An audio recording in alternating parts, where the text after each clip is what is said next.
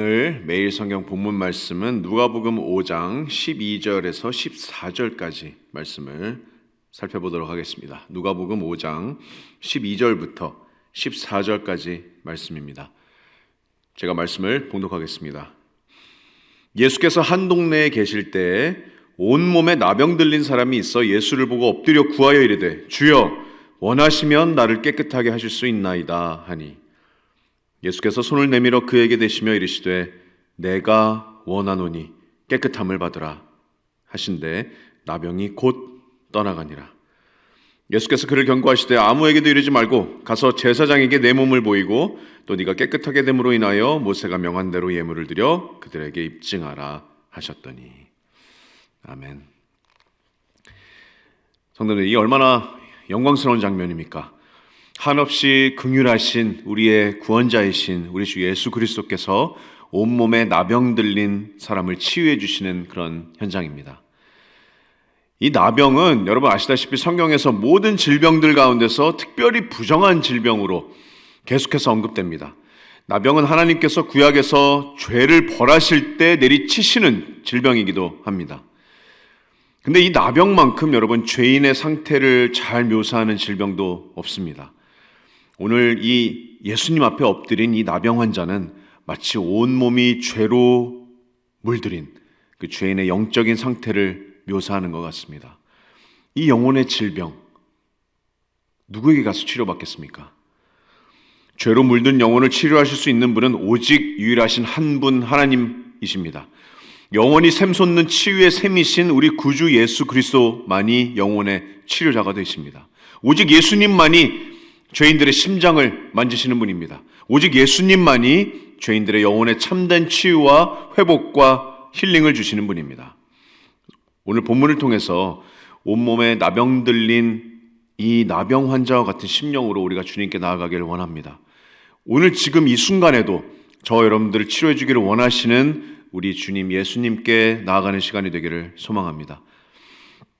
정말 참된 치유를 얻는 그런 말씀이 되기를 소망합니다.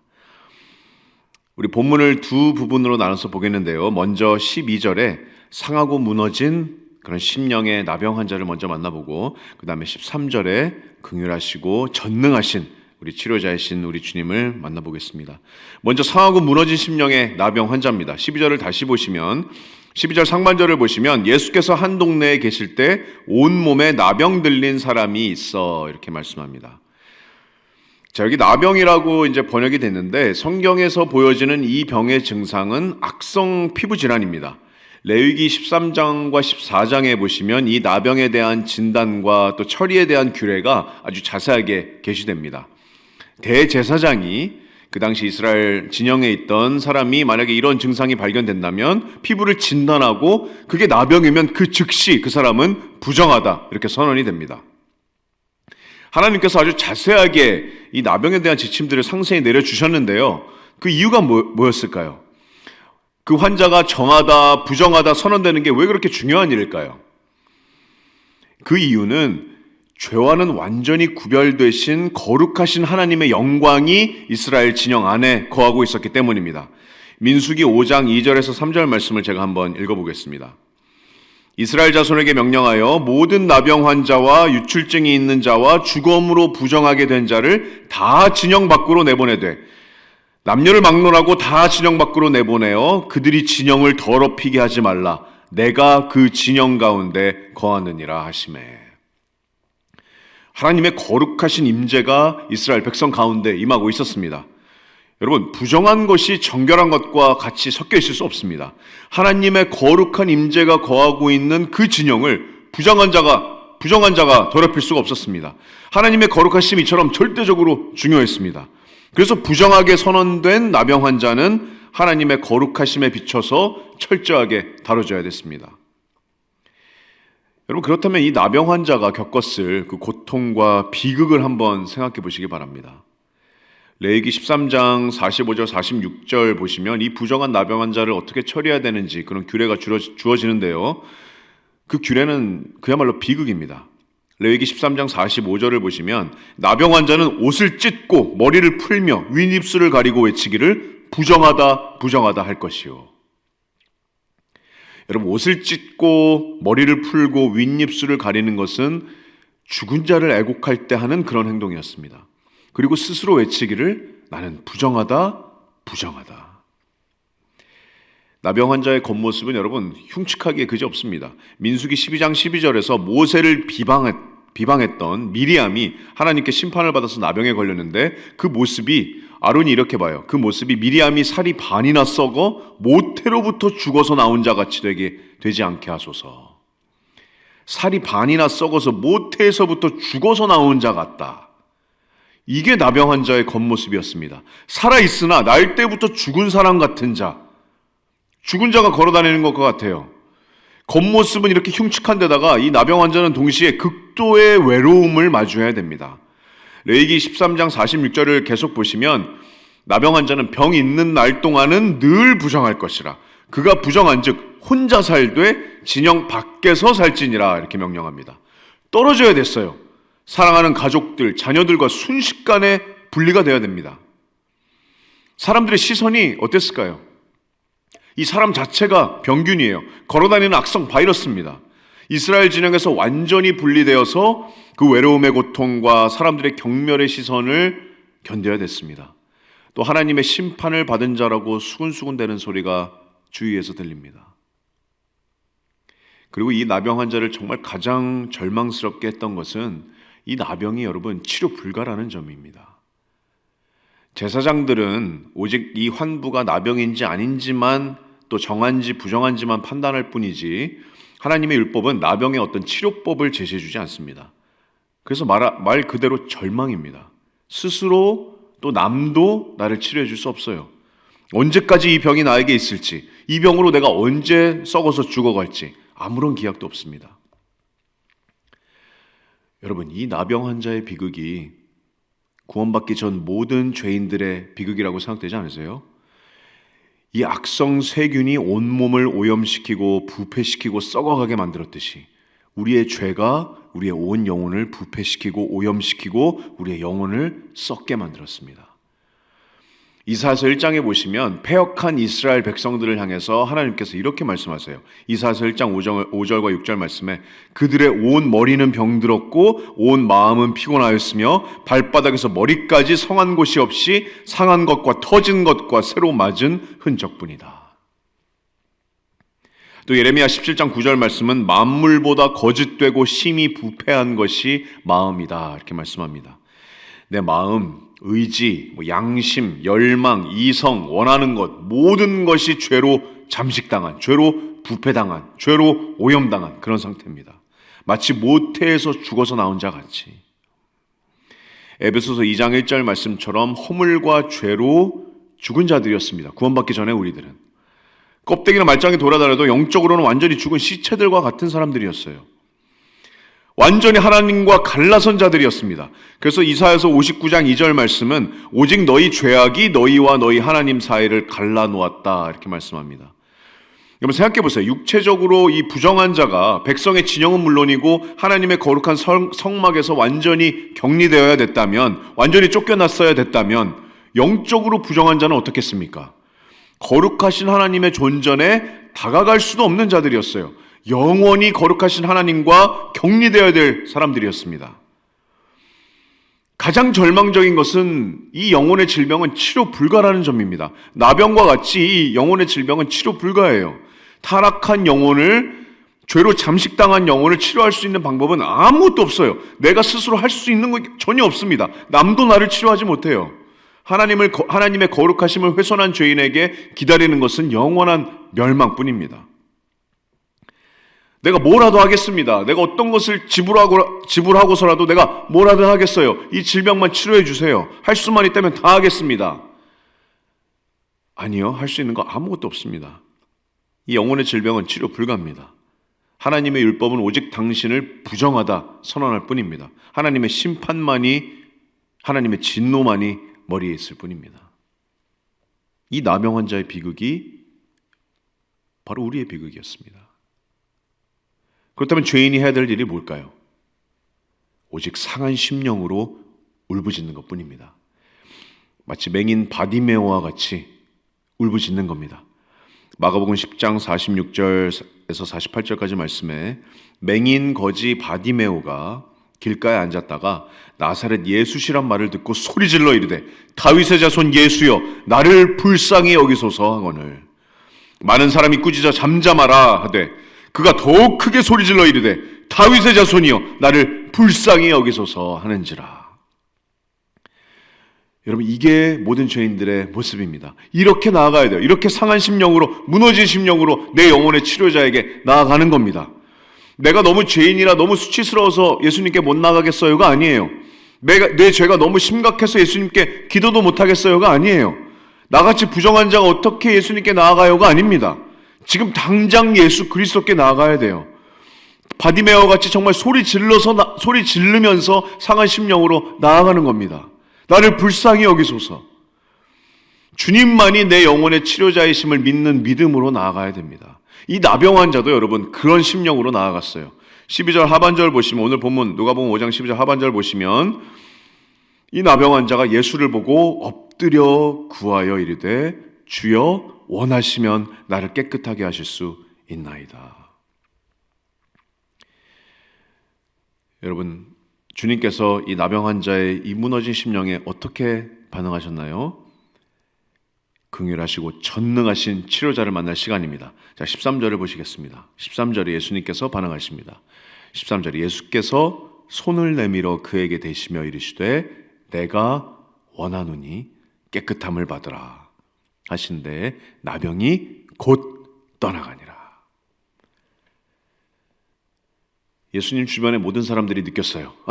저 나병 환자가 우리한테 다가온다. 저 멀리서부터 냄새가 나요. 닿기만 해도 부정해집니다. 모두 다 길을 물러섰어요. 하지만 예수님은 여러분 물러서지 않으셨습니다. 지금 놀라운 일이 일어나요. 주위의 모든 사람들이 지금 다 기겁합니다. 예수님께서 그 나병 환자에게 손을 내밀어서 만지셨습니다. 놀라운 일이에요. 같은 내용을 담고 있는 마가복음 1장 40절은 예수님께서 손을 대신 이유를 이렇게 말씀합니다. 마가복음 1장 40절 말씀에 예수께서 불쌍히 여기사 손을 내밀어 그에게 대시며 이르시되 내가 원하노니 깨끗함을 받으라. 여러분, 예수님께서는 말로만 하실 수 있으셨습니다. 그냥 잠잠하라 하시면 파도가 잠잠해져요. 나사로야 나와라 하면 죽은 지 사흘 된 시체가 살아서 걸어 나오는 겁니다. 하지만 예수님은 이 나병 환자에게 손을 대셨어요. 이 나병 환자의 간절함을 예수님께서 들으셨습니다.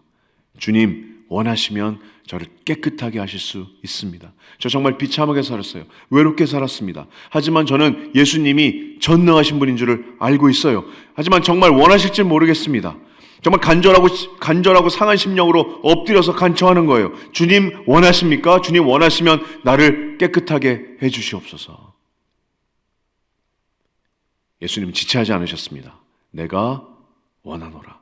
내가 원하노라. 그리고 예수님께서 손을 뻗어서 대시는 이 순간이 여러분 하늘의 축복의 문이 열리는 순간입니다. 저주가 씻겨나가는 순간이에요. 비극이 끝나는 순간입니다. 구원의 그 치유의 샘이 완전히 열리는 순간입니다. 내가 원하노라. 여러분, 이분이 나사로의 무덤 앞에서 눈물을 흘리셨던 긍휼이 많으신 우리 예수님이세요. 우리의 구원자이십니다. 여러분, 주변 사람들은 기겁하죠. 예수님이 나병 환자에게 손을 댔는데 그럼 스스로 부정하게 되시는 것이 아닌가. 여러분, 아닙니다. 다른 사람들이 나병 환자의 손을 대면 그 사람들이 부정하게 되지만 예수님의 성결함이 이 나병 환자에게 닿으면 그 부정이 정해지는 겁니다. 나병 환자가 예수님을 오염시키는 것이 아니라 예수님의 완전하신 성결하심이 완전히 오염된 나병 환자의 부정함을 완전히 씻겨주시는 겁니다. 13절 하반절에 내가 원하노니 깨끗함을 받으라 하신데 나병이 곧 떠나가니라.